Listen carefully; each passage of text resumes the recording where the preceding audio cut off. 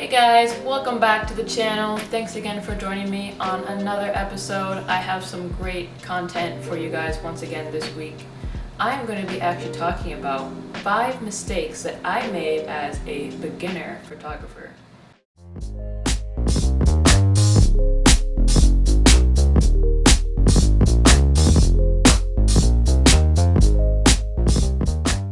And granted, I've made way more than just 5 mistakes over the past like 2.5 years that I've been doing photography. But I just wanted to pinpoint at least 5 specific things that I know that I did wrong starting out that I've learned from, no longer do anymore, that I want to share with you guys. This is for not only beginners but even more seasoned photographers that may have even made some mistakes now and are just trying to do better and learn. So this is a little bit of information for everybody. Anyone can benefit from it. Anyone that can relate to this as a photographer, aspiring, whatever the case may be. So let's get right into it, not wasting any time. I just want to get right into these 5 mistakes that I've made. So let's begin. Mistake number 1. One of my biggest mistakes that I made starting out, which is really bad, I used to edit every single photo, or not every single, but almost every single photo from a photo shoot. And let me tell you, that is just absolutely ridiculous. Who has time to edit every single photo from a photo shoot? No one, especially in this day and age. Starting out, I didn't know what I was doing. I was trying to build up my portfolio, granted. I was working with lots of different people, models, going to meetups. So I was really excited and just eager to like shoot as many people as I could, photograph as many people as I could, get as many photos as I could, maybe a little bit too much. Yes, I did build up my portfolio rather quickly. However, editing every single photo from a shoot, or almost every single photo, is just crazy. So I would not recommend that.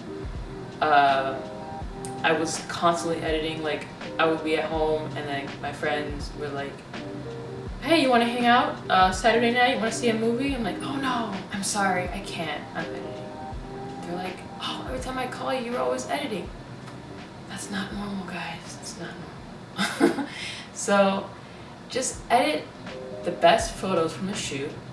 And nowadays, I like to ask the client, like if it's a client I'm working with, have them select their own photos from the shoot, whichever the photos that they like the best, and then they pay for those photos. Or even if it's just a collaboration and they say, for instance, it's not a paid, it could be the same thing done for that. Have them choose the best photos they like. You can choose a few that you like, that you think are great, and just obviously get rid of the ones that are not so great. That's like a no-brainer. But it's not necessary and it's not wise to edit almost every single photo. You should not be sending like 80, 100 pictures like I used to do. Ridiculous, terrible. It's embarrassing to even say that I did this because it's just outright insane. So, I mean, if you want to edit that many photos for practice, be my guest. Nothing wrong with that. But like to actually edit all those photos and then give it to someone, that's like so many photos. The only time that's actually normal is probably for a wedding, because you're going to take like probably, say for instance, maybe like almost 1,000 photos possibly. It's very possible. And you want to narrow that down to like, maybe a couple hundred. But even then, don't get carried away, because even with weddings, you kind of want to cull through the photos and only select the best ones. So, but on a regular day-to-day shoot, you don't want to send nobody like 80, 100 photos. That's crazy. Don't do what I did. Pull a lot of all-nighters for no reason. Yeah, it was a lot of practice for me, but don't actually send the people that many photos. Crazy. Yeah. So, mistake number 2. YouTube is not always the best teacher. Now, I know that sounds kind of counterintuitive because this is a YouTube video. However, sometimes when you ask other people for help, or you're like, oh, I want to learn how to do X, Y, and Z, and you ask maybe another photographer or somebody else, or whatever it is, even if it's not photography related, and you're just asking them, oh, I want to know how to do this. They're like, oh, just watch a YouTube video, and you'll magically understand after you watch the video. It doesn't always work that way. Sometimes you can watch video after video on YouTube and be still totally lost, just doesn't click, doesn't get it. I mean, I myself am a visual learner. Sometimes people do a lot of yapping on YouTube. Definitely guilty. And they don't sometimes always show you what they do. Sometimes the best example to learn something new is actually having that hands-on experience. So I'm not knocking YouTube because it's a great platform. I love using it to help other people, to give tips myself to others that are learning. However, don't solely rely on YouTube for learning purposes, because sometimes you'll be disappointed because you just may not click with you what you're trying to learn. Sometimes you also want to couple that with hands-on experience and maybe shadowing another photographer or somebody that you are looking to get into whatever you're trying to learn, whether it be photography or anything for that matter. You might want to just find somebody who's really good at it and then just ask them if you can help them, go along with them on a shoot, see if you can actually learn from them.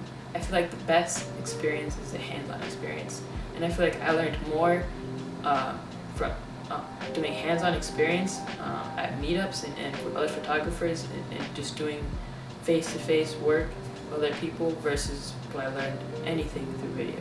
I have learned a couple things from video, but I learned way more with hand-to-hand. So don't solely rely on YouTube, because if you do that and if you don't ask for help, if you don't do that hands-on experience, I feel like it's going to take you a lot longer to learn something. And you don't want to be on YouTube for hours and still totally lost. You can waste a lot of time doing that. So that's my mistake number 2. Alright, mistake number 3. You can't always fix an overexposed photo in post-production. You just can't. It's a lot of beginners like myself when I was first starting out tried that. So I was trying to learn my settings, my ISO, my shutter speed, my aperture, all that good stuff. When you're first starting to shoot manual, it can be a little bit intimidating, a little bit daunting, a little bit scary, whatever you want to call it. Because you're just unsure of yourself and you're trying to learn your settings and sometimes adjusting them, and when you're on a shoot it can be a little bit nerve-wracking if you don't really know what you're doing.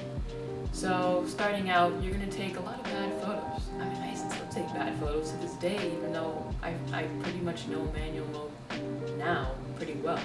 But everyone takes bad photos every now and then. Sometimes we have that just amazing shot, and then we think we got, and then we look back at our camera and we're like, oh no, that was overexposed, and it's too bright. It's like, oh no, or it was slightly out of focus, or just we had the shutter speed holding it down. You're trying to get a fast motion, and you just didn't catch it at the right time.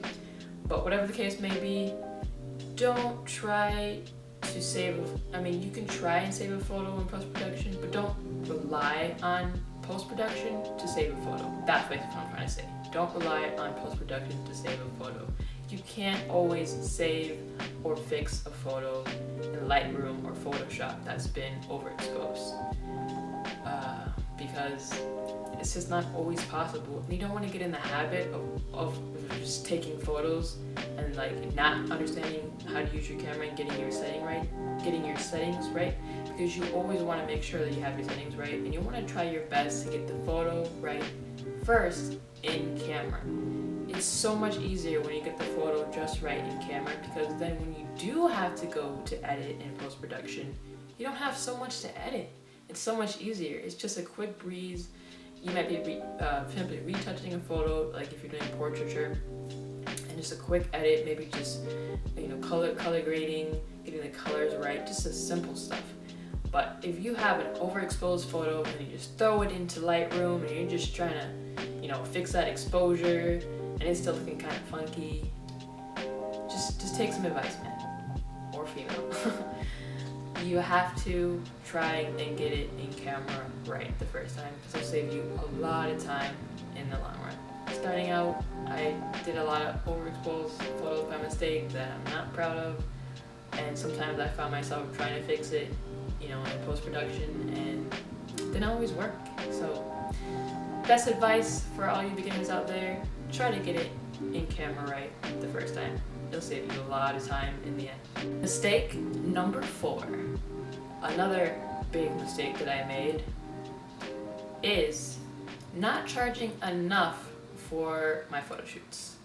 I have been undercharging far longer than I would like to admit, and I feel like you could always charge more, but it's just kind of hard because some part of me sometimes feels guilty for charging what I think is too much. But at the same time, you have to value your work, your time that you put into editing, your time that you put in on the actual photo shoot, the time that it takes you to take the photos, whether it be an hour, 2 hours, 4 hours, whatever it is. You have to calculate that time that you do shooting, that you do editing, post-production, whether it's Lightroom, Photoshop, whatever it is. It's still editing, and you're putting in the work to, make those photos just really professional, look really clean and crisp. And then not only that, you have to counter in your commute time to and from a shoot. Say it's 30 minutes to and from, that's an hour. Or if it's an hour both ways, that's 2 hours. You have to factor all of that stuff in. If you also have props available, any gear, you have to take into account the cost of your gear, the maintenance of your gear, cleaning your camera, just so many things. We have lenses, we have our laptops. Not only that, we also pay for Lightroom and Photoshop every month, and that's not cheap. Photographers have so many expenses that many people do not realize. So you want to factor in all of the costs of everything that I mentioned: the gear, your commute, your time editing, and your time on the shoot. Factor all that in when you are making your prices for what you're going to charge your clients, because all the work that we put in should not come cheap. You don't want to devalue your work by charging too little. And also the problem with charging too little is that other photographers out there that may charge higher than you. So say for instance, I am the photographer that charges too little. Say I'm the cheap photographer. Someone comes to me like, oh, she has such cheap prices, I'll use her all the time because she doesn't charge anything. And then they go to other photographer, say his name's Bob, just making a random name. They go to Bob over here and they're like, oh, I want to have a shoot with you. And Bob's like, okay, well my prices are this and this and that. And then the customer's like, oh, well Bob, Brandy, she only charged this much. Why don't you charge this much? This is really outrageous high prices. And Bob's like, well, I have to take into account, my expenses and everything, and these are my prices. Take it or leave it. Well, Bob, I think I'm gonna go to Brandy because you just charge too high and I just can't afford you. Okay, have a nice day, Bob says.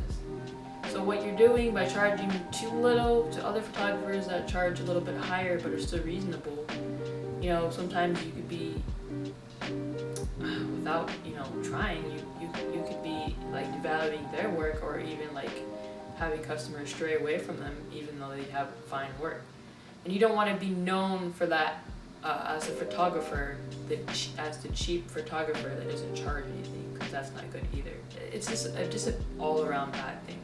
And this is something that has taken me a while to learn, to value my work, to charge accordingly for what I do, for the time I put editing, the commute, and everything. Because if you charge too little, also you're not really making any money. And last but not least, ladies and gentlemen, my tip number 5, which is, I keep saying this, also another big major mistake that I made starting out. Always, always, always have your photos or your files from photo shoots backed up on an external hard drive, not your computer itself. Your computer has only but so much space, so much gigabytes in RAM, and if you overload it with way too many files and photos, it will crash. It will just, if not crash, it'll work super slow, and it'll just mess up your workflow, and you won't be able to edit as many photos because you just have your computers totally overloaded. You want to invest in a really good external hard drive that has a decent amount of space, maybe a terabyte, 2 terabytes. It depends how often you shoot. the amount of space on your external hard drive is depending on how often you shoot and how much you shoot and what type of thing you shoot. If you do video, if you do photo, if you do both, definitely gonna want to have a ton of space. So never solely rely on your computer space because it will not work out for you. And speaking from experience, my first computer that I was working on was a HP laptop, Windows, I think 7 or 10, and I made the mistake of not always backing up my photos on an external hard drive, so that computer crashed, so really bad. Speaking from experience, don't do what I did. Terrible, terrible, terrible, awful mistake. Always back up. Always, always, always, always back up your photos. Take it from me. It'll save you. It'll save you a lot of tears. Thankfully, I had some of those photos backed up on Google Drive, but I still did lose a lot of work, a lot of photos, and it really sucks. So just really cover your butt with those external hard drives, and thank me later. So yeah, guys, that is my 5 mistakes that I made as a beginner photographer. If you like this video, don't forget to thumbs up, like and subscribe. Leave a comment down below. Let me know what you like, what you didn't like. If this helped you, share it with a friend. I really appreciate you guys for staying with me today, watching this video. Have a wonderful day, and I'll catch you on the next one. Bye-bye. Thanks for watching, and don't forget to like and subscribe.